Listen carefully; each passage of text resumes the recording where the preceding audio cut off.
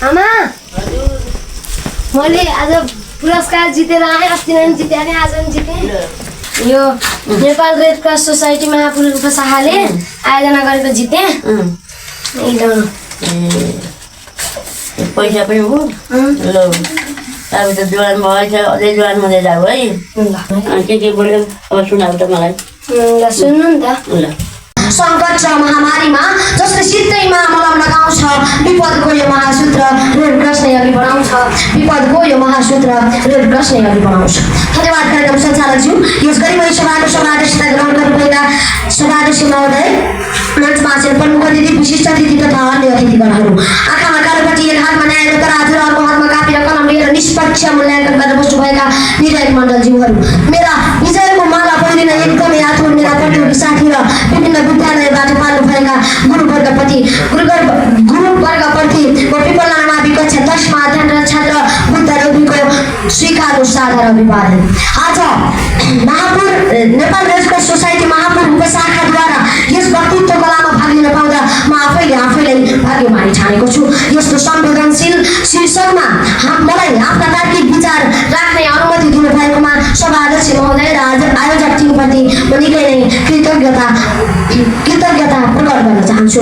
कतिपय ढिला नगरी म आफ्नो विषयवस्तुतर्फ जान चाहन्छु। महोदय, विपद बाजा बजाएर आउँदैन, विपद बाजा बजाएर आउँदैन। महामारी, भूकम्प, आग्रानी जस्ता यी दैवी प्रकोपी र मानव सिर्जित विपत्तिहरूले क्षणभर नै हाँस्दै खेल्दै गरेको एक समाज, हाँस्दै खेल्दै गरेको एक समुदाय र परिवारलाई सङ्कट र आँसुको महामारीमा धकेलिदिन्छ।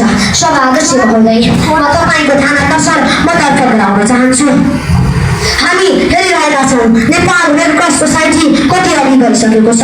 2020 मा स्थापना भएर 2083 सालसम्म आउँदा नेपाल रेड क्रस सोसाइटीले निकै नै अतुलनीय काम गरिरहेको छ। रेड क्रसका बारेमा भन्नुपर्दा 1859 मा सेल्फेरेनीको युद्धमा हिमाली जुनाले जुन सेल्फेरेनीको युद्धको भ्रमण गरेका थिए, त्यतिखेर घाइतेहरूको चितकारबाट जन्मिएको यो संस्था आज 2026 सम्म आउँदा निकै नै अतुलनीय काम गरेको छ। र हिमाली जुनाले त्यो घटनाको भ्रमण गरिसकेपछि 1863 मा मात्र सङ्गठित रूपमा यसको स्थापना गरेका हुन्। सभाध्यक्ष महोदयको ध्यान मतर्फ आकर्षण गराउँदै म विपदमा रेड क्रसले के भूमिका खेल्छ यसलाई बुदागत रूपमा भन्न जाँदैछु।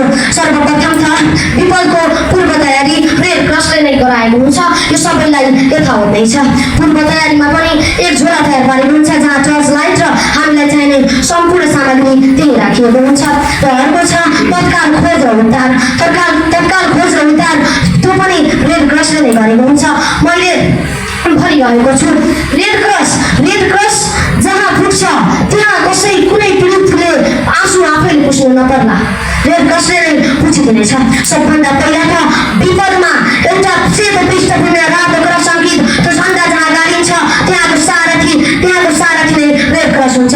सेतो पहिरन लगाएका ती स्वयंसेवकले त्यो विपदका पीडितहरूको आँसु पुस्ने काम गरेको छ।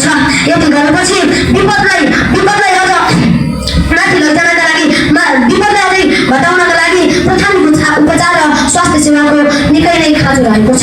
त्यो नेपाल रेड क्रस सोसाइटीले नि मध्यनजर गर्दै नेपाल रेड क्रस सोसाइटी अस्पताल भनेर आफैले खोलेको पनि हाम्रो माझ यथावत नै छ। यस तत्काल उद्धार खोजपछि प्राथमिक उपचार र स्वास्थ्य सेवा हुन्छ र त्यसपछि राहत वितरण हुन्छ।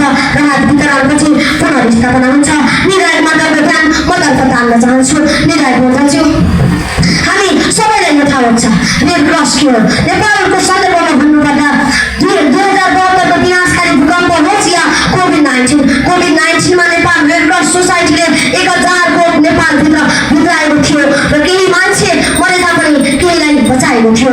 अन्तिममा म के भन्न चाहन्छु भने हामी कक्षा 9-10 मा पढ्ने विद्यार्थीहरू जुनियर युवा रेड क्रस सरकारका मार्फत यो मानवीय सेवामा जोडिन सक्छौँ।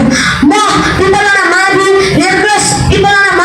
रेड क्रस संस्थाको एक सदस्यता ग्रहण गरेको नाताले भन्न चाहन्छु, म आजसम्म जुन मानवता लिएर अघि बढिरहेको छु, म मानव भएर जुन तपाईँहरूमा मानवता देखाइरहेको छु, त्यो मानवता म मरुन्जेलसम्म मृत्युपूर्वसम्म तपाईँहरूमा देखाइरहनेछु।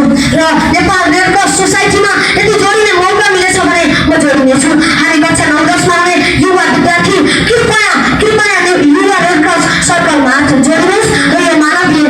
सेवालाई अघि बढाउनुहोस्।